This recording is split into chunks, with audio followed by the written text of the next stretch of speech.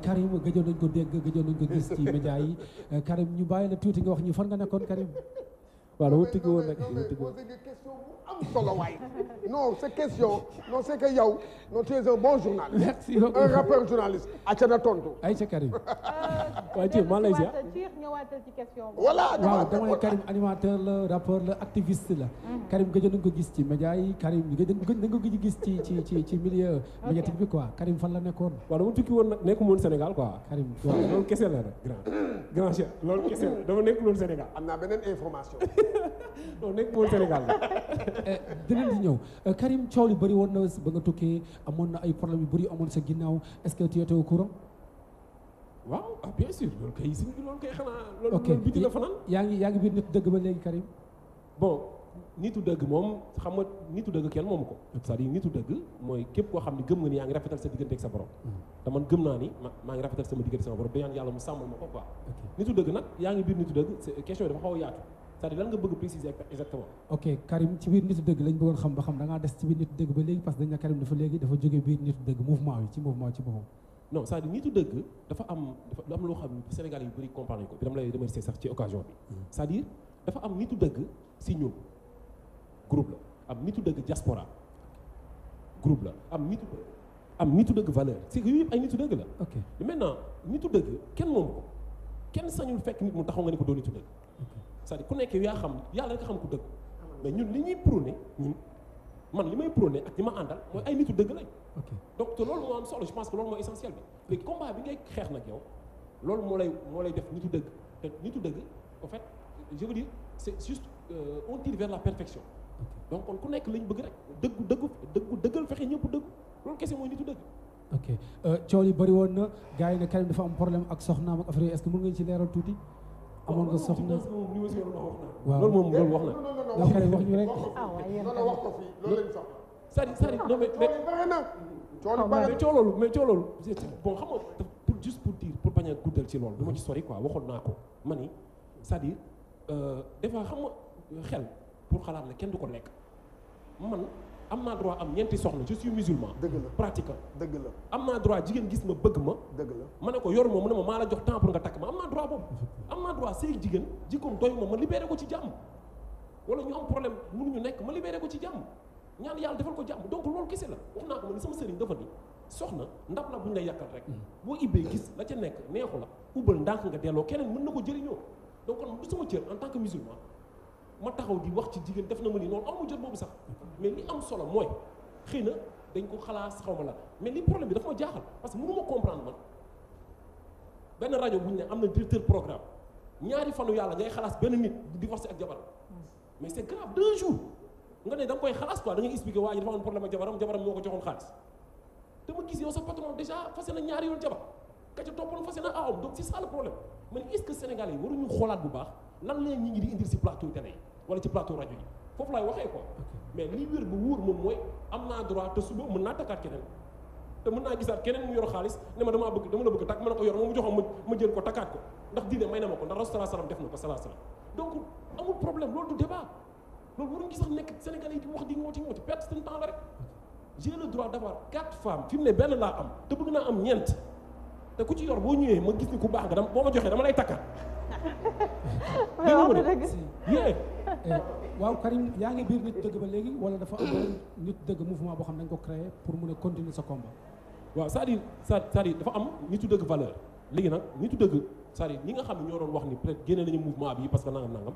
loolu c'est-à-dire dafa man dama créé mouvement bu bees incha allah nañ ko lancé du yàgg dara mooy nitu dëgg valeur c'est-à-dire ñooñu dañu nekkoon ñoo xam ne nekk ñoo carrément ci activisme bi nitu dëgg valeur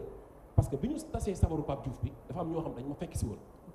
moo ko tasee noonu dafa am ñu bëri ñu ma fekk si woon ñoom dañoo bëgg participer carrément ci nitu dëgg mais côté valeur lay nekk mais man dama bëgg jël boobu boole ko carrément boo xam du yem ci valeur kese te ku ne valeur sax wax politique wax diine wax tout donc boobu laa gën a bëgg officialiser donc ci loolu lañ nekk ni du yàgg dara dañ def benn conférence bu mag def AG dañuy def taxawal nitu dëgg valeur incha allah di ngeen ci xam dara. waa léegi xam lu ma la bëgg a laaj yow mii nga def kii mouvement nitu dëgg yow noo xamee ne que kii nitu dëgg bu am valeur la. waaw loolu yàlla moo ko xam. après ça yow nga bëgg a woo nit ba saa moom mu ñëw taxaw. non comme c'est-à-dire xam nga la mooy problème bi grand. dama ne déjà yow doo xaamee ma yow tey jii kii rey xale boobu xam nga kenn mënu loon xalaat loolu ah waa léegi nag yow kon li nag yow nit daal mun na jógee fu la dem def ay toj-tojam ñëw ba sa taxaw ba sa ne nitu dëgg la. waaw léegi xam nga wala yow noo koy xamee yow. non non di xam nga lan la c'est-à-dire dañuy defarante kenn baaxul kenn matul yàlla rek a xam. non man ko. xool non xaaral même ma ñëw rek. comprendre ma sa concept non mais dama bëgg ñu comprendre mooy nitu dëgg bu ñu koy wax c'est pas que ñun ñëpp na ñëpp nekk nitu dëgg soog a ñëw déedéet man mii dama ciy defaroo keneen defaroo ci mooy fóot raxasaale say loxo loolu mooy nitu dëgg valeur mooy xeexal valeur yi mooy xeex li nga xamante ni moom la parce que d'habitude Sénégal amuñu habitude di gis ay jeunes yuy sàmm yuy xeex ay valeur xam nga di wax ay yenn film yi du yoon défendre sëriñ yi défendre sëriñu daara yi xam amuñu habitude boobu te ñun jeunes yi bu ñu jugul xeex loolu ku koy xeex loolu moo indi ngay gis ñu xeex benn imam bu ñu tëj ngay gis ñuy xeex parce que sabar ay ñu indi benn jigéen boo xam ni daanaka prostituée la bu jóge ba Côte d'Ivoire fi télé yi di ko filmer di ko tàccu di ko accueillir xale yi di ko seetaan nan noo kon kii star la ñu ne non kii du star moo tax ngay gis par exemple ñu gis benn film boo xam ne xale bi day sëriñ daara bi day jaay yamba ñu ne non sëriñ daara bi du jaay ko tu yamba dañu waxtaan même ba ñëw man ma yeggali sax même ma yeggali rek ñu nga xale xola waaw même ma ñëw Karim bi tey leen Karim on est ensemble tey leen Karim mais même ma yeggali yow mii li nga bëgg a indi nii non mais même ma ñëw xanaa di ko amatul liberté waaw même ma ñëw la liberté xola grand liberté daa am fu mu yem diine amul liberté. mais yéen da ngeen a xam liberté fan la yem. yéen en fait yéen définir liberté yi. nitu valeur mooy définir liberté. ma tontu la si loolu. yoon ci Yàlla Muhammad sallallahu alayhi wasallam moo définir liberté amul julit amul liberté être humain amul liberté yàlla rek a libre. il faut arrêter avec ça détail yooyu. non je suis pas d'accord même ma ñëw bu ko dugal foofu libre. mais laissez-le développer bon d'accord waaw léegi ñu bàyyi léegi waxal ñun tey Karim franc-maçon yi ñoo ñu gëmloo ni nit mën na libre quoi mais doomu aadama libre boo libre woon tey suba boo xëyee suba doon naan ndox te sa soxla bu ñëwee doo ko jege te pourtant yàlla moo la koy def parce que libre c'est-à-dire ñëw ñu ci kaw suuf pour libre yàlla rek moo libre donc non franc-maçon yi ñoo ñu gëmloo liberté boobu mais amul dañuy nax il faut ñu xam ni yàlla dafa bind nit ñi tey par exemple tubaab su la jaayee frigo da lay jox mode d'emploi ne la nii nga koy utiliser nii nga koy utiliser bu la defaree portable da lay jox mode d'emploi ne la nii nga koy utiliser nii nga koy utiliser léegi yàlla bind la teg la ci kaw suuf ne la du la jox mode d'emploi indi la alxuraan ne la nii nga war a mel nii ngay doxee ñu ne ko non non bàyyi ma demee sama xel après loi yi nit ñi di topp yëpp ay loi wax ak sa wax bokkul de c'est pareil liberté laa la bëgg wax yaa ñuy jaxase ak yàlla jaxase wu ak yàlla si boppam moo ne man borom xel yi laay waxal non borom xel mooy lan yàlla borom xel yi lay wax xel mooy ñi mën a gëstu li muy wax non ñi gëstu li muy wax moo ñor te mën ko grand ñooñu lay waxal de waxu la ku mu neex yàlla dafa ñu yónneel prophète bu ñu tegal nañu nii laa bëgg ngeen dundee nii laa bëgg ngeen mel donc nitu dëgg mooy ñun li ñu gëm xamuñu ku dëggu yéen ci Yàlla Muhammad rek moom mooy ku dëggu kii te ñun ñëpp dañuy jëm a mel ni moom mais kon yow islamiste ngeen on tire vers la perfection dañoo bëgg a dëggu islamiste li nga wax nii waxu islamiste je suis islamiste 100%. ok waaw léegi on est d'accord mais boo nekk islamiste lan lay nekk yow lan nga grand non man je suis musulman je suis pas islamiste mais lan mooy loolu je suis musulman mais c'est des mots créés par les occidents c'est des choses yoo xam ne ça n'existe pas kon léegi ñun dañu wax nekk islamiste non li ma bëgg wax mooy non mais grand xoolal yéen a mooy embargo mais dama bëgg ñu waxtaan embargo non xaaral ma ñëw yow yaa ñu bëgg a embargo y a des tirs qui viennent de mais dama bëgg juste ñu jubóo bàyyiwuñu ma développé mais même développé aussi da nga ñuy bàyyi ñu aussi yow wax nga ba pare da nga ñuy bàyyi ñu wax ci li nga wax yow ne ko bu ngeen ko sorxo bàyyi leen ko mu wax may ko mu wax yow mais léegi grand Kader léegi dañuy waxtaan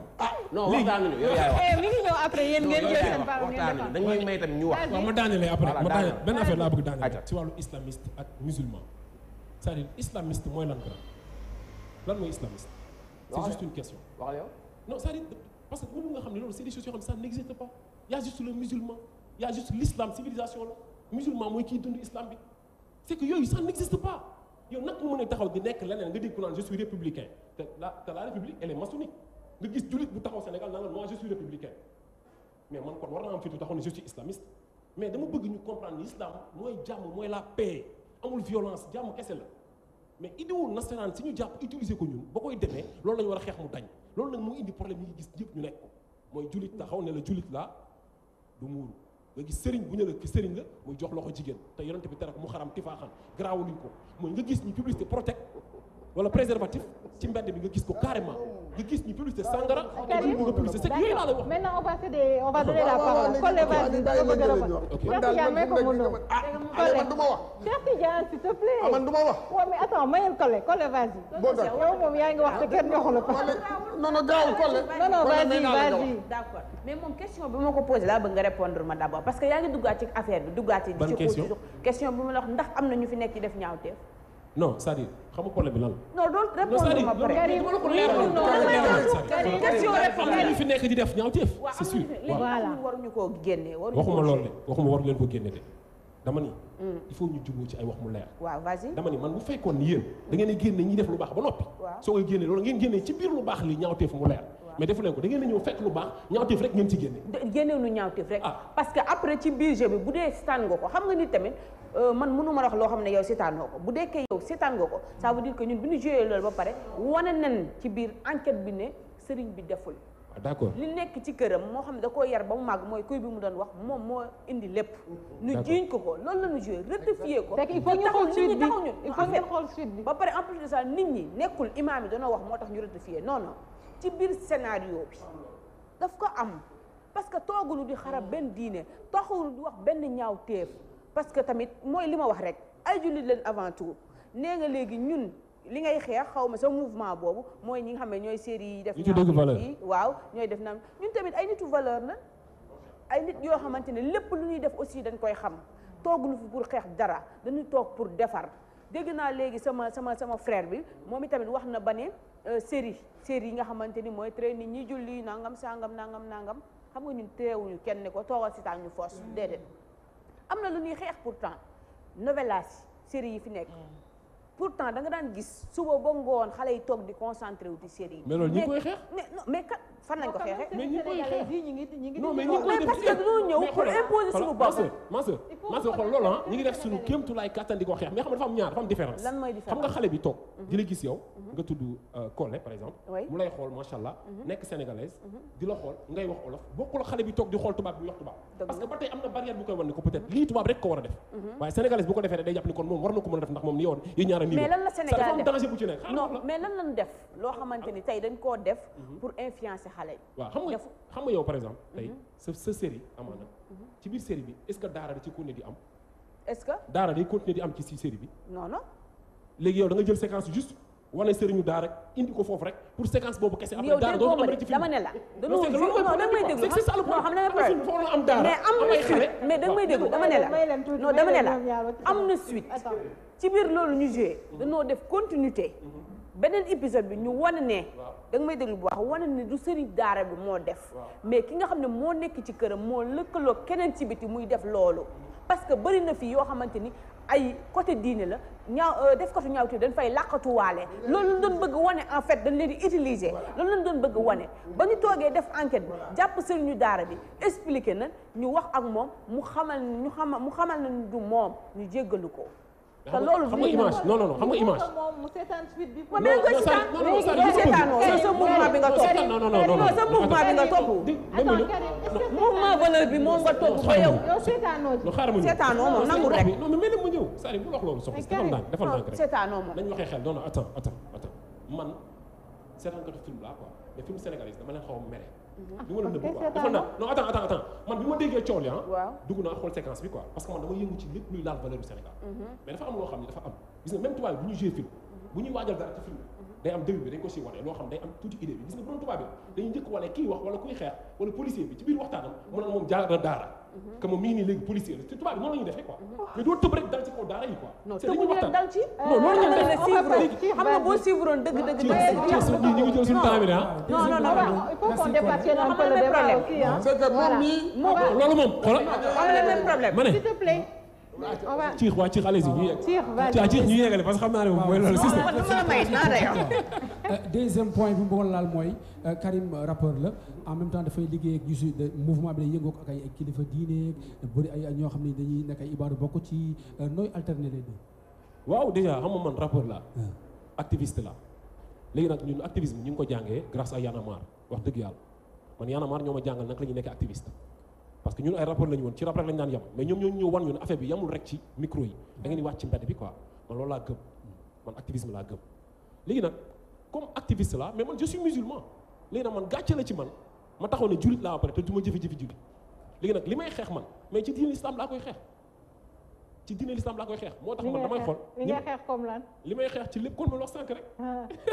xam nga yaa ngi bëgg ni wax kon li ma wax sànq c'est-à-dire léegi loolu nag moo tax may ànd ak imam yi moo tax may parce que damay xeex góor jigéen ñëpp gis nañ collectif noir l'homosexualité man maa ko créé man maa ko créé boole imam yëpp dajale leen te maa ngi waaj a créé beneen collectif boo xam ni pour comité bi nga xamante ni mooy commission bi nga xam ñooy lune apparition lune bi kon da ngeen bëgg dugg tamit ci cercle boobu non parce que mënuñu concevoir Cheikh Tidiane benn nit ñuy xool weer bi non mais c'est vrai xam nga lu tax parce que mais c'est grave depuis des années et des années problème nag yéen depuis des années et des années Sénégal ñi nga am problème weer bi day feeñ ñu naan ay ñii di wor fee ñii di wor fii te loolu c'est pas normal àdduna yëpp dépassé nañ loolu déjà lii waree weer dafa bari ñu war a dépasser loolu tardé ci affaire yooyu noonu benn nit moo fa nekk Iyane Thiam la sunu papa alors respect bi nga xam moom lañu ko war a jox yëpp mais nekk fa di def lu ko neex ak son intérêt plutôt personnel non c'est vrai parce que xam nga lu tax parce que tey soose tooñu ma yaa ngi wax li ngay reproché li ngay reproché ko li ngay wax non déedéet du valeur de voilà dëgg la du valeur du valeur déglu tiwul rek du baax non mais ma yégal commis di waxee mais commis la neex di attaqué lu ma neex Karim joxel micro bi Karim joxel micro bi nga yow mi tey du ma ànd ak yow mais instant ciix moo ma laaj ma koy tontu yow li nga ko laaj bàyyi leen ma tontu waaye ma émission bi doo tontu rek yam ca nag non mais c'est ci loolu laa nekk ça li ma gëm loolu laay wax bare yaa ngi attaqué ay nit mais ma yégali si regarde maintenant mu répondre question boobu on va retourner à c'est très important waaye yéen moom yaakaaruma yéen commission boobu pour nga ngeen mën ñëw pour xaw ma doxal ko daal depuis 10 ans man waa Màkka laay àndal su may woor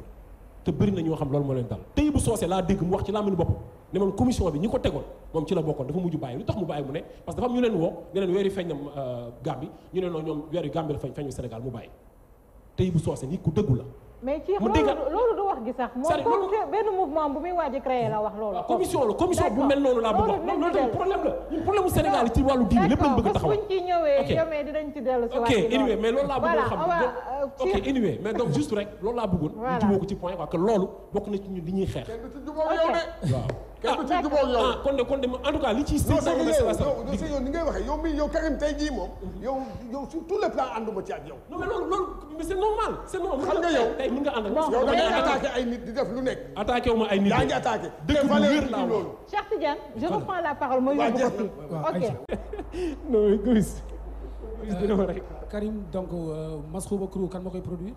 waaw album bi Didi Records comme ci label bu ñu nekk la ci fa la ñuy liggéey lépp moo Didi Records moom Moussa Diop album label bu ñu signé la di fa liggéey yàgg na ci loolu lañ nekk te ci loolu lañ mës a nekk anytime comme ni mu mës a demee saa su ne quoi ok album bu ni muy tudd waaw album bi nag dama bëgg nëbb turu album bi quoi non parce que non gars yi ñooy tojal rek turu album moom gars yi ñooy tojal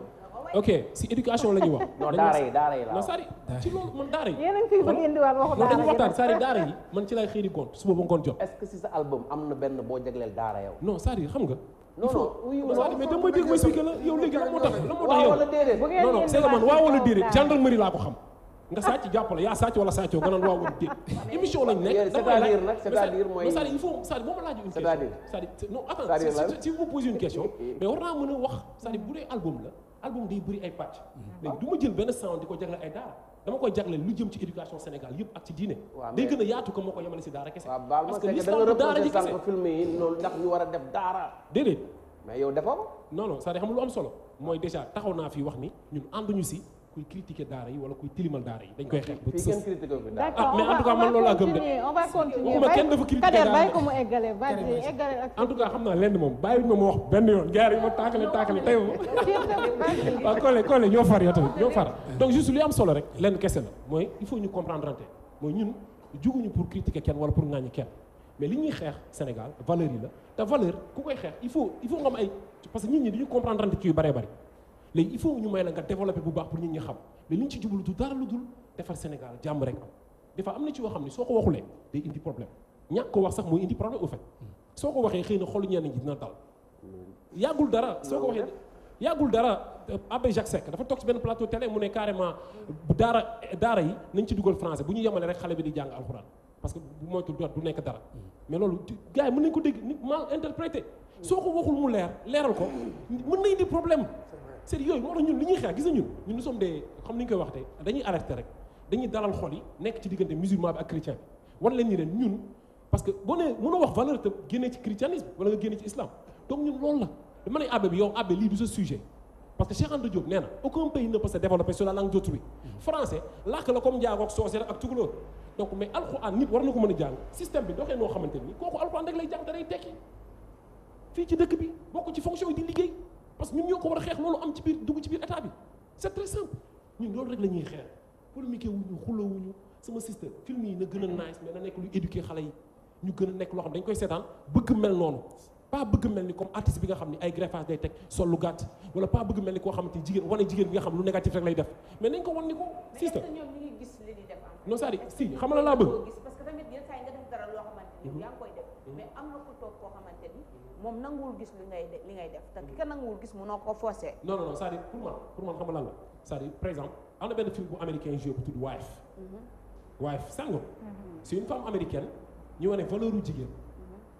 américaine mais xam nga américaine gënu la baax femme sénégalaise lu tax ñun ba léegi mosuñoo seetaan benn film buñ ne Soxna Njaay ni wane jigéen ni muy sonne xëy di jaay dang-dang bu ñëwee dundal njabootam fay jàng école yi fay xale yi jox jëkkëram paas kon yow xam nga yow kon seetaanoo mais dañuy waxtaan sa seetaanoo xam nga tax seetaanoo parce que li ngay wax ne yaa ngi jël exemple beneen film pourtant yow film bi ngay wax ne yaa ngi koy suivre muy Merci bi am na ci dafay yem joué nañ benn côté boo xam ne wane nañ jigéen buy liggéey buy jaay nekk ci naaj bu tàng bi ngir dundal njabootam mais li ngay wax ni am na ci yeneen film yi daw Sénégal mais am na ci film bi nga xamante ni mooy Merci d'accord Collé d'accord loolu am na si yeneen film yi daw Sénégal waxuma loolu de maanaam mu nekk actrice principale bi film bi tudd Soxna Njaay ñu taxaw ci Soxna Njaay focus ci yu baax yi muy def waxuma benn partie rek ñu jox ko loolu laay wax ma dëgg la mais mënoo jël benn affaire téye fa togg fa di fa yàq di fa sóor bu yàggee yow mii si temps yaay jékki-jékki ne franchement lii may saturé moo fa nekk ñu koy wane mu dem marché ñu koy wane muy dem jaay jën bu paree dundal njabootu Collé grand mais grand nag mais yow sa bëgg-bëgg nga wax déedéet yow sa bëgg-bëgg nga wax c'est-à-dire xam nga man mës nga bind scénario wala fekk nga bind scénario da nga may expliquer la grand man dama wax sama xalaat dama ni waaw loolu laa la mais waaye film bi actrice principale bi mais jigéen la te dañuy wane angle yu bëri bëri ci film bi mais terewul film bi day dellu si waat ci nit ki nga xamante ni moom à chaque fois rôle bu baax lay def ci société bi c'est que Karim ni nga amee liberté pour yow ci li nga bëgg a jàllale message bi nga bëgg a jàllale li nga bëgg a combattre nga combattre ko noonu nga war a bàyyi ñeneen ñi aussi seen liberté ñoom également ñu mën a xoolal film bi mais tu peux pas venir ñëw ne leen da ngeen war a def lii da ngeen war a def lii ba tey xoolal ba tey d'accord li ma bëgg wax ñu d'accord ko mooy dañu xaw a réer aussi ay wax film yi joué leen ko non nice mais Sénégal am na valeur yu gën a yu rafet wane leen ko ba mu gën a fës que yeneen yi loolu rek laa leen ñaan mais pourtant valeur yooyu la nekk di wane mais loolu la nekk di wane mais yenn saa yi mooy comme li nga wax moom lañ ñeneen am na ñeneen ak ñeneen ñoo xam ne yenn saa yi li sénégalais yi di def di ko joué duñ ko gis dañuy gis yeneen te bu ñu waxee ñu ne nangam sénégalais yi def ni te pourtant ñu ngi góorgóorlu ci série yi ñi ngi jéem a rey ma fekkee seen titre yéen nag non mais ñi ngi la maîtresse d'un homme marié mais titre yi maîtresse d'un homme marié contenu bi yow est-ce que amoo gel yow da ngay xool contenu am nga gel wala amoo soxna laa soxna laa est-ce que labatul nekkul di labat nga koy wax kon damay takk moo tax ñuy mais balaa ngaa takk di nga doxaan Karim mën nga nangu nii pour yee nit ki nga won ko ni fii boo fi jàllee da ngay mbëkk nga bàyyi ko ba mu dem mu mbëkk mu xam ko moo gën a nice nga ne ko noo jàddal fii fee boo demoon da ngay mbëkk loolu la ñuy def loolu moo grave mooy prévention bi boo eggee da ngay mbëkku da ngay dal boo dalee da ngay gaañu nga bàyyi ko ba mu dal nit ñi gis ni dafa dal ndekete fii moo gën nga koy wax avant boobu noo jàddal après da ngay ji c'est pas pareil. Grand Kader waaw actuellement adduna bi fi mu toll nii dafa am lu doy waar lu nekk ci am ci adduna bi franc-maçon yi dañu nekk di xeex diine ñëpp gis ko ñu def seen kéemtulaay kattan. c'est que rapport yëpp nag franc-maçon rek la ñuy wax c'est très important franc-maçon rek non li ma wax dafa am solo dañu nekk di xeex daara yi di xeex taalibe yi di xeex sëriñu daara yi. gëwuma ni mu am ba fës. producteur film yi yëguñu ko li ngay wax ci la est-ce que dinañu nangu est-ce que dinañu nangu tax ñu jóg defar Sénégal comme yow. dëgg la plus que yow sax plus que yow parce que ñoom am nañ moyen ñoom deful par exemple wax la producteurs yi defar film yi am nañ moyen plus que yow. yow da déglu ma may ma. yow yaa ngi créé ay mouvement pour jéem a am moyen. ñoom dañuy yor moyen bi ñoom ñoo la dàq xeex ñoo la gën a mën a xeex li ngay wax ni combat boobu ñoom ñoo la tey ku jël sa xaalis di ko def ci film dafa am looy combattre am li ngay wax yëpp ci valeur yëpp ñoom loolu la ñuy combattre. non je pense que il faut que ngeen xam loolu. waaw mais xam nga des fois di nga nekk di liggéey des fois di nga nekk di liggéeyal franc-maçon yi te doo ko xam. il faut nga nangu non mais lan laay nangu c'est-à-dire il faut ñu nangu. il faut nga nangu tamit. des fois di nga nekk benn franc-maçon ci producteur bi amul. yàlla producteur bi je pense que ñi fiy def yëpp pour Sénégal la ñuy defar. mais tey grand dama ni des fois di nga jouer rôle boo xamante ni yow li ngay defar yaa ngi defar yàq nga gën a jaay ka defar. comme benn wala ngay liggéey mais waxal benn bu franc-maçon mais xoolal waa léegi waxal benn. xam nga benn bu franc-maçon seen xoolal par exemple tey boo ñëwee si maa ngi gis benn publicité par exemple ñu ne femme bi ñuy publicité benn préservatif quoi femme bi dugg ci ascenseur bi je pense ñëpp gis nañ ko ànd ak waa ji ñu taxaw mais ñoom pour ñoom dañuy defar moom boo waxee dañu préservatif bu bañ a feebar la mais or que loolu musiba naaru laay la xale yi dañuy gis dañuy lijjanti ba papa di nga gis daa nga ànd ak moom tamit préservatif. non mais c'est que grand l'islam waxu la loolu de. mais l'islam abstinence la wax waxu la ba ngay dem di looy dex bi gis léegi bu fekkee sa jëkkër dafa sida mais sa jëkkër bu yemee déglu rek may ma après bu ñibbisee kër ga da nga ko war a def parce que voilà quoi nga jël ko parce que l'islam non mais y a problème c'est que li mooy problème bi grand même mu ñëw dama ni l'islam bu sa jëkkër yemee fi ko l'islam yam nga yem fi l'islam yam bu fa yemul yow nga yem fa nag. non mais c'est ça le problème c'est-à-dire xoolal dama ni problème bi mooy xam nga tey l'islam dafa ni abstinence waruñu promouvoir ay njaaloo parce que publicité cap mais yow tu penses que sida mais la ma yëgali aussi tamit sida lañ seet mën na ko indi. laisser parler aussi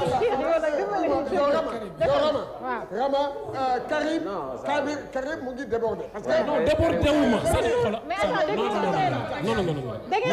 non il faut ngeen bàyyi ko mu wax tamit. mais il faut me laisser parler aussi. waaw dégg nga non vous me laissez pas parler. non wax nga ba pare. Karim on te laisse parler mais il faut laisser les autres aussi parler. Karim wax nga ba pare li nga déglu ko wax dafa leer.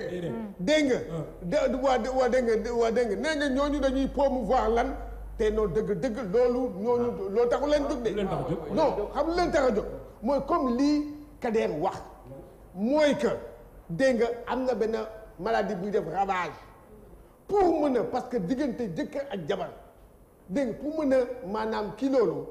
contrecarrer feebar boobu parce que feebar boobu loolu rek moo ko mën a contrecarrer loolu la moom foofu lay. léegi dañuy waxtaan quoi grand Kader par respect rek sérieusement léegi man yow est-ce que jàpp nga ni bu ñu publicité préservatif bi couple boobu rek maanaam koo xam ni ku góor gi moo yemul wala ku jigéen ki ñoom ñoo ko utiliser est-ce que xam nga ñaata xale ñooy xool loolu di ko lijjanti ba xam ko dem ndax publicité bi kese. waaw mais xale yi réseau yaa ngi fekk lépp a ngi fi. dañuy waxtaan. mais foofu nga juumee yow tu es décalé. exactement tu es complètement juum. venant d'un jeune de ton âge et de ton expérience. tu es décalé sur cette question. non du tout. non pourquoi tu es décalé mais laisse-le développer xam nga lu tax parce que société dafay dox te société sénégalaise est-ce que xam fu mu toll tey la question de la sexualité. muy sama doom muy doomu keneen. tous les jeunes ont accès à la pornographie déjà ils sont activement sexuels plus tôt que prévu c'est une réalité maanaam man je parle de fact de fait face à ça amul ku sa yow sa doom wala keneen li nga dul yëg sa kër xale ku ci génn tu consommes des heures et des heures de pornographie et de sexualité ba pare ñoom à presque 11 ans 12 ans léegi au Sénégal les enfants sont sexuellement actifs malheureusement xaaral ma àgg malheureusement la société s'est développée comme ça ba léegi nga xam ne la sexualité elle s'est débridée on fait quoi yow léegi mën nga wax ne que par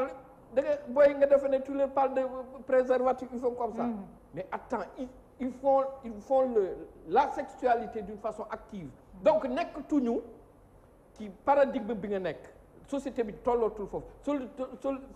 société bi yàqu na ci débridé nous sexuellement malheureusement pour notre religion et nos valeurs yàqu na ba pare léegi ci côté boobu léegi attends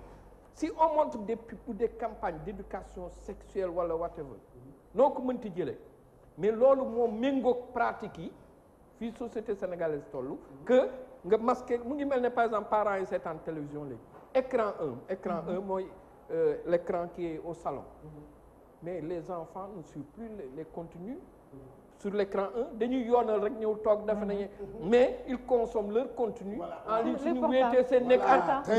léegi grand non mais grand il faut mu tàmbali aussi le préservatif est dépassé à leur niveau donc ñoom au contraire si tu veux les protéger da ngay commencer indi des mesures quand même ne leen bon. il faut leur parler il faut leur parler. maintenant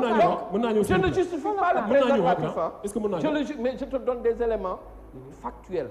je ne dis pas que baax na wala bon na. ok mais dama bëgg xam nga tu dis pas que baax na wala bon la. man li wax dafa bon dama jël position. non d'accord mais d'accord je suis d'accord mais dama bëgg ñu jubóo si benn point. c'est-à-dire da nga ne société bi c'est-à-dire man je suis peut-être un peu en retard wala société par rapport ak sama âge. non ci point boobu laa wax. waaw mais non dafa am loo xam il faut ñu d'accord science sax nangu na ni les éducations du prophète Mohammed maanaam prophète li mu éduqué li mu jàngale ba léegi science da koy fekk si waat alxuraan wax na lépp c'est-à-dire pour man yéen a nekk en retard. non grand bàyyi ma yëgali tamit mais grand bàyyi ma yëgali aussi tamit non mais tamit mais dama bàyyi ma yëgali aussi mais dama bàyyi ma yëgali non mais bàyyi ma yëgali aussi tamit Karim nanguwul dégg li ngeen di wax nanguwu ko dégg. mais bàyyi ma yëgali ma tontu grand dégg mais ma terre à terre laa lay wax terre à terre gis nga bu njëkk ba dañ daan am ay kër yu mag lañ daan am boo nekkee taaw après da ngay màgg nga am doom nga am jabar nekk sa wetu paap après ñeneen ñi takk def bi case def fii case mais léegi ay appartement lañu yor da nga bëgg ñu am ay 25 doom ci biir appartement grand même ma yegg non d'abord rek pour 25 doom loo xam ne li may wax ni est-ce que di nga am moyen boo leen éduquer waaw léegi moo la dara léegi c'est ça le problème xam nga yow doom ça dépend si gis-gis yi donc yàlla moo koy joxe rek ñu yem ci yàlla moo koy joxe ak débat du ñii de c'est même ma yeggali aussi vas-y grand bi dafa wax lu am dafa wax ni li wax dafa am solo mais dama ni àdduna mënul dox ba li baax bon wala li bon baax li ñu tardeel xam nga lan mooy dañu accepter leneen loo xam ne bokku ci ñun bu ñu toppoon li ñu digal ñu doxee en tant que musulman li ñu gëm kon problème yëpp du ñu dal parfum demal Chine dafa am parfum xam nga luy parfum dañ koy def ci internet boo bësee luy porno wala x du génn xale yi duñ ko xool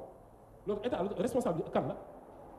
tey boo nee xale yi dañuy xool internet di xool ay porno mais tey bu ci état jugoon du am. mais loolu dañ koy petit à petit quand même. diine non mënuñu ko contourner. si xale yi ngay bañ ñu xool. en Chine dañ koy contourner. xale yi nga wax xale yi mënuñu ko contourner. dama lay en Chine xale yi dañuy defar portable. Kader même ma yëgal si. xanaa fii lañu defarul portable en Chine xale yi ñoo defar portable. Kader may ko dama la bëgg expliquer ne la li tax ñu def Chine loolu mooy mënuñu ko contourner xale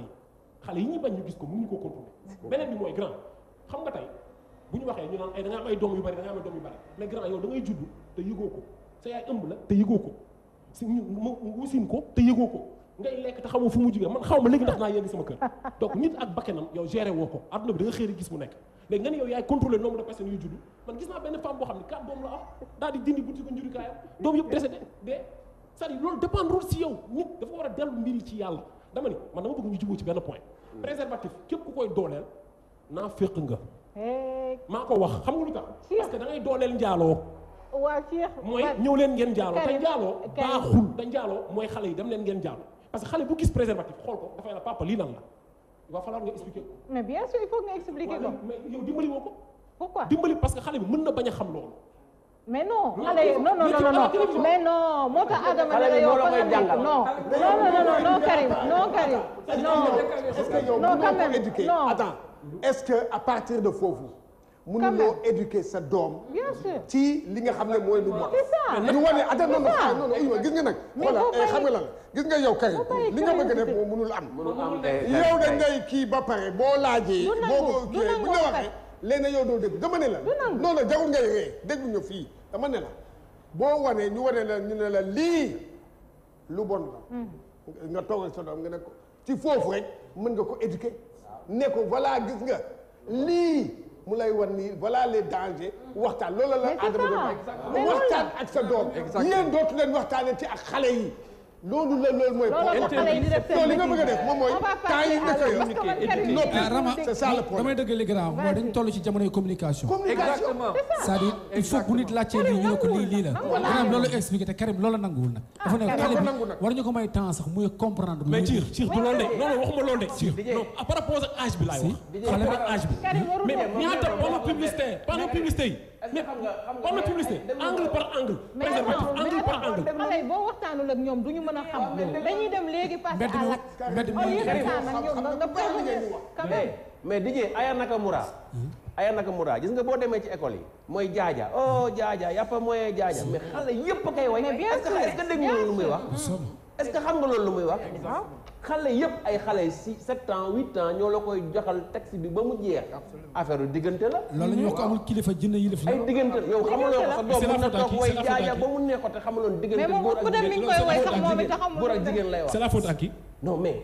mais c'est le monde qui est ainsi fait. non mais c'est ça le problème avec le monde bi la yow sa doom bu nga xamee tu lui expliques après lan mooy lan yow xamuloo ne sa doom xam na diggante góor ak jigéen ci benn way xam na diggante góor ak jigéen il faut lui parler. et puis lu tax ma ne la daga décalé bu njëkk yàlla xam nga yàlla c'est l'omniscient il faut jamais oublier et puis vous n'êtes pas plus religieux royaliste il faut pas être plus royaliste que le roi. l'omniscience du Dieu a fait que gis nga avant le savoir était détendu c'était vertical yàlla mu dem ba mu neex ko ci évolution humaine mu jël benn mbalaan mu muri mbalaanu xam-xam ak lu nit war a xam relation yi nekk horizontale papa moo doon woo wala maam woo la ci ëtt di leen léebal di leen yee le savoir était vertical le professeur day toog gars yi mu dicté gars yi di bind c'est fini ba mu neexee yàlla la dindi loolu teg ko fële ne nag léegi à la limite papa jeeg doom ji yaay ji bàjjan bi ils sont au même pied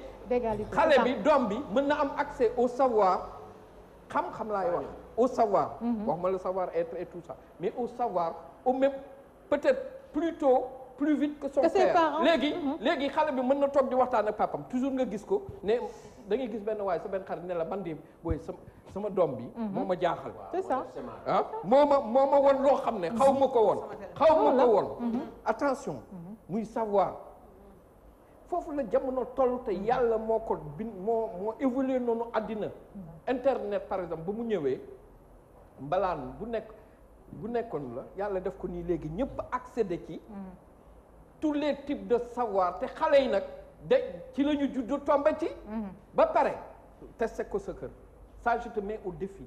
testé ko sa kër muy sa doom wala sa doomu lee wala nu mënti testé ko ci xale yi ñu am 3 ans je te donne un exemple tey kër goo dugg ñu am portable connecté xale yi xam nga lu ñu leen di naxa ci jeu yi mooy jeu YouTube yi non jeu YouTube yi xam nga suñu leen bàyyi xam nga xale bi da nga koy bàyyi pour mu calmer wu yow nga nekk di togg di génn di salle bi moom mu nekk ci YouTube bi est-ce que xam nga YouTube notification yi nekk ci YouTube yi ñu xool day xool jeu yi mais diggante 2 jeux on lui notifie un autre contenu qui n'a rien à voir avec les jeux donc xale bi mu ngi accéder à des contenus tous les jours au moins 30 minutes wala 45 minutes sa kër yaa ngi defe ne mu ngi foo effectivement mu ngi ci jeu yi mais su benn jeu bi jeexee 3 minutes 40 première vidéo bi war a dem ci deuxième vidéo troisième vidéo bi algorithme YouTube yi ñooy fekk il faut ñu dóor ko benn affaire benn tampon de formatage de prescription loolu la ñu wax parce que loolu ñun dañ ci liggéey ba xaaral ma wax la gis nga xale bi dina am loolu balaa moo accéder ci troisième vidéo jeu bi day xaar ba écran boobu jàll écran boobu nag daf koy formaté y a des trucs d'ordre sexe il a 3 ans déglul xaaral rek ma ñëw donc di ngeen toog xoolal di ngeen toog xale bi am 3 ans commencé wax la benn wax boo xam ne da nga naan mais kii fu mu gis fu doo xalaat mu jeu YouTube yi fekk ci jeu YouTube yi liñ ko jaarale donc dama la bëgg a wax ne que il faut faire attention qui dépose gis nga qui dispose de l'information dispose du pouvoir et l'information c'est démocratisé tout le monde dispose de l'information non c'est-à-dire waxee ma foofu homosexualité bi c'est pareil seetlu nga dara man sama benn wax du yegg man sama benn wax du yegg mais il faut nga xam ne tamit ci mujj jamono gi ñu nekk non xam nga xale yi léegi kay wax la ñoom ñëpp a yow non xam nga la laa bëgg ñu xale boo ci ne bul xool lii au contraire tu suscites la curiosité attends écoute-moi s'il te plaît xale boo interdire nga ne ko lii bu ko xool wala lii bu ko kii curiosité ngay susciter foofu au contraire pour mu dem découvrir lii lan la gis na ko il a été exposé déjà mu dem découvrir à ton insu donc il a fait des choses que toi tu es loin d'ignorer tu ignores léegi yow bu fekkee yow bàyyi nga ko ci lii nga ne ah man de sama doom ci nii laa ko yare foofu lay toog nax nga sa bopp ndax xale yi ñoom ñëpp maintenant ils sont tellement précoces mayel Cheikh Tidiane mu ñëw mayel Cheikh Tidiane ba non man xam nga lu may demandé vas-y lu may demandé gis nga kii bu ko toog léegi nag uy ma non c'est que yow sa njëm bopp kadee dama bëgg ñu delluwaat ci affaire série yi ñu wax parce que dama ci am ay question yu am benn question boo xam ne vraiment daf koy wala ñu demaat foofu après ñu may ko mu eggale ñu doog a dem ci gàttal daal non pour ñu daaneel ça attends Gomis pour ñu daaneel daal ci gàttal donc koñ par koñ angle par angle ay panneaux publicitaires préservatifs la c'est normal donc daal xale yi mën nañ def bu ko waxee noonu ok non li may defoon li may defoon boo ma mayoon ma développé ko comme ni ma ko développé c'est-à-dire ñi nekk ci plateau bi yëpp ñi nekk pub bi ay xale lañu woon c'est ça le problème est-ce que ay xale lañu woon pub bi kenn woné pub non grand nous sommes musulmans ou nous ne sommes pas on est catholique ou nous ne le sommes pas. benn religion nangul adultère non dañuy waxtaan. dañuy waxtaan benn religion nangul adultère benn religion nangul. c'est ça le problème benn religion amul benn religion bu nangu adultère. non mais loolu la nekk di wax. dëgg loolu ñëpp xam nañ ko waaw léegi kon lu ñuy def. waaw préservatif mooy adultère. préservatif. ñenn ñoo ko utiliser. mais préservatif mooy loolu mooy adultère. mais grand tey yow gars yi. attends lu ñu lay bindal buñ la koy defal publicité lu ñu lay bindal. publicité li ma ci gis xam lan la ndaw soo xam ne moo ko waaj ci ascenseur bi lañ xamante bëgg ko faa defee. mais yow foofu nga yem foofu rek nga yem il faut aller au-delà. il faut aller au-delà. d'accord léegi Karim merci beaucoup. on va passer la parole. non parce que yow ci image bi nga bëgg a rester foofu. du il faut voir au-delà de cette image là. voilà après la xam nga au-delà de là. il faut voir au-delà. mais un artiste nag ne doit pas. vas-y Kader parce que Karim nanguwul dégg moom. non non ko dégg mu adultère moom préservatif xeex rek. xeex sabaru jàmbur laa ne. xeex ba mu jóge fi. ah oui oui. sabaru jàmbur nga tas ko parce que dafa am nit bu libre bu jógee dëkk ak dëkk. ñëw nga ne non dañ koy tas te nit ki des fois sabar dafa bokk suñu aada sabar dafa fee bokk. bon vas-y Kader nañu wax ci aar bi ngay kii. on va doy na léegi ñu tëj ci may ñu tuuti rek après. damay dellu si waat kii moom bu ma koy joxaat parole buy tàggatoo lay damay dellu si waat yow tam kenn rawu la yow Kader kenn rawu la yow yaay laal saawaay waaw moom mooy laal saawaay bàyyil saawaay demal ci fële. kii nu mu tuddati sax yow yaa ko xam baat aussi. bon Karim Karim ba nga fi ñëwee ak sa yu xonk yi laa xam ne moom tey sa yu xonk yii dañu ci dimbale voilà yow tam kenn rawu la. ok waaw ñu dem waaw sànq bu nga doon problème sabar bi noo ko tasee ak yooyu. waaw kii pour nga yaa ngi doon da nga koy expliquer xaw ma. Cheikh yàlla na la yàlla fay. c'est-à-dire juste rek dañuy waxtaan ah c'est-à-dire sabar bi sabar sunu aada la ñun ñemewu ñoo taxaw di xeex sabar xeexuñu sabar de dafa am ay jigéen yoo xam ni dañoo jógee ay bitim réew ñu invité leen pour sabar bi ay jigéen yoo xam ne seen image rafetul ci àdduna bi ay jigéen yoo xam ne dañu doon tweeté naan benn ministre sénégalais fay na ma tant de millions pour ma tëdd ak moom ay jigéen yoo xam te loolu dëgg la c'est la réalité am na wala amul donc ñooñu nag télé yëpp dem songu leen den filmer mais ñu jël drapeau Sénégal di ko fa wane mel ni ñuy teeru ay kilifa yu mag te ñooñu du ñu exemple sabar yàgg naa am te tasuñu ko moo ñun mën nañu wër tabax Sénégal yëpp ne dañ koy tas sabaru Sénégal yëpp ne dañ koy tas grand loolu taxuñu woon jug mais li ñu taxoon jug mooy pour wax Jaba Sora ak l'autre femme là ne leen en fait arrêtez yéen amu leen fi place fii ñun accepté wuñ leen fii nii yéen du ngeen exemple démentir na loolu nee na musu ko wax en tout cas loolu moom Jaba Sora moo ko démentir mu ne musul wax loolu waaw d'accord mais xam nga li wér bu wóor moom mooy ñooñ femmes yooyu seen image rafetul ci àdduna bi loolu moom demal Mali nga laaj demal Côte d'Ivoire nga laaj femmes yooyu seen image rafetul ci àdduna bi te loolu moo am solo grand je suis d'accord avec c'était juste pour wan Sénégalais yi ne non femmes yi du ñu référence fii jaru ñoo teeru symboliquement est-ce que symboliquement Kader Jaba Sora boobu dafa xaar ba affaire bi kii bi ñu koy information boobu bi mu njëkkee génn boobu sax kii guñu woon kii woo guñ ko daa xaar ba nga xam ne ba coow li ñëw na Dakar ba mu feeñ mu soog a di démentir te da ko dëggaloon dañ ko wanoon ci réseaux sociaux ci kii ñu wane ko nii daf ko tweeté waaw muy wax moom la ko tweeté moom nga fu tappale la doon def voilà loolu la demal waaw donc loolu moo taxoon ñu doon ñu contrecarrer sabar bi mais ay yeneen sabar am na fi te defuñu ci dara yëngatuñu ci dara donc loolu la pour nit ñi comprendre ni ñun amuñu intérêt pour xeex kenn mais c'est-à-dire image bi rek la ñuy bëgg image Sénégal la ñu bëgg mu rafet rek mooy te loolu il faut mu am ñu koy def mais xalaatoo ne loolu am na Sénégal ñoo ñu mel noonu am na Sénégal mbëtt dañu ngi bokk si waaw mais kenn publicité wu leen ci télé kenn teeru leen aéroport ñu ngi nekk ci sabar kenn xalamul leen kenn toogul leen waaj leen tàgg leen yëkkati leen star defuñu leen star bu ñu defee star rek ñu dal seen kaw je suis d'accord point final bii moom d'accord nañ bii moom ñëpp d'accord yëpp nag nii laa si mel yëpp nii laa si mel dañu d'accord rek yëpp nii laa si mel waaw ciix ñu yeggali dañuy bàyyi ñu yeggali quoi man Karim laa wax voilà on va faire un dernier tour de table heure bi jot na ci Karim projet yi waaw déjà projet yi mooy wax naa la ne la mooy album Masrouba Crew bu fi tas ay sabar tas ay sabar loolu du projet non c'est que grand Karim vas-y ngay def grand waaye li nga def c'est que déjà dañ wax naa la ko ne la album bi mi ngi waaj a génn dina génn juste après koor gi du yàgg wax naa la aussi dañuy projet yi laay wax ba tey bu ma kenn dagg dañuy créer commission boo xam ne day séntu lune bi pour musulman yëpp di worandoo parce que am nañ benn comité boo xamante nii comité de défense des valeurs morales ANCA PAI ñi waa Touba ñi ngi ci waa Tivaouane ñi ngi ci comité Ibaadu Rahman ñi ngi ci ñu toog waxtaan parce que dañ ne commission bu bees bi nii commission bi nekk fii nii amatul kenn kuy représenté benn tarixa bu ci nekk te ñi ko sosoon ñoo ko wax te réeroo boobu bëgg nañ mu dañ bëgg jullit yëpp bokk nekk benn loolu projet la aussi après juste mois de ramadan bi dinañ lancer mouvement boo xam ni bu tudd nitu dëgg valeur boo xam bokkul ak nitu dëgg bu njëkk ba loolu dinañ ko def quoi loolu dinañ ko def aussi juste rek pour leeral Sénégalais yi ne leen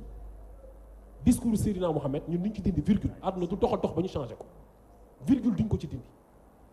li yonent bi doon wax loolu la ñuy jëm def suñu kéemtulaay kàttan pour dëggal ko di ko fexe fësal di ko promouvoir ci rajo ak télé wasalaatu wasalaam ala rasulillah. voilà ñu daanelee foofu mu tàggatoo waale sax. waaw mu tàggatoo waale Karim. waaw juste bu xëy na peut-être damay remercier rek invitation bi di remercier ñi ma bokkal plateau bi grand Kader ak système bi Collé ak grand bi vraiment Adama il est très pertinent grand bi macha allah jàng nañu bari si moom.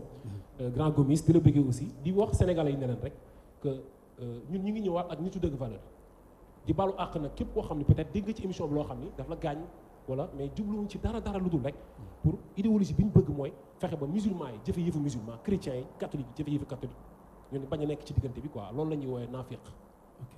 merci beaucoup. merci beaucoup donc mu nekkoon Karim Meschou Bekro Karim nitu valeur donc mouvement nitu dëgg valeur ñu ngi koy jaajëfal ci disponibilité bi donc dañ ko woo rek mu ñëw di jaajëfal aussi tamit suñu grand yi fi nekk grand Kader jaajëfal suñu grand bi nga xam ne jàng nañ ci moom lu bari sama grand caméraman bi Saliou Bey maa ngi koy jaajëfal sama grand aussi tamit maa ngi kontaan ci moom xawoon nañu xama rek moom rappeur yi mooy loolu quoi donc di leen jox aussi tamit ci beneen numéro ak Ramatoulaye Sarr ñu ngi jaajëfal bu baax a baax le grand soir nii la demee saa su ne ñu ngi kontaan bu baax di baalu ñëpp ak di baal ñëpp ak encore une fois non noonu lay demee télévision leader du Sénégal mu nekk Walf TV International peace and love yàlla na jàmm yàgg Sénégal rahmatullahi jaajëf. waaw vraiment neexoon naa débat bi neexoon parce que jëlee nañ ci ay xam-xam ñu seetaan xam naa ne kontaan nañu surtout si éclairage bii nga xam ne Adama Sow bon loolu man bettu ma man moom bettu ma yàgg naa xam naa ko du tey dégg nga dans le milieu de la presse ak kii bi tamit ki nga xam ne Kader égal à lui-même dégg nga Collé tamit vraiment indi na ay réponses yoo xam ne ñu ko doon xaaree kon nag maa ñu ngi gërëm ñëpp sant ñëpp di di sàkku ay ñaan dégg nga yàlla defal ñu jàmm rek ñu génn ci koor gi ci jàmm ak salaam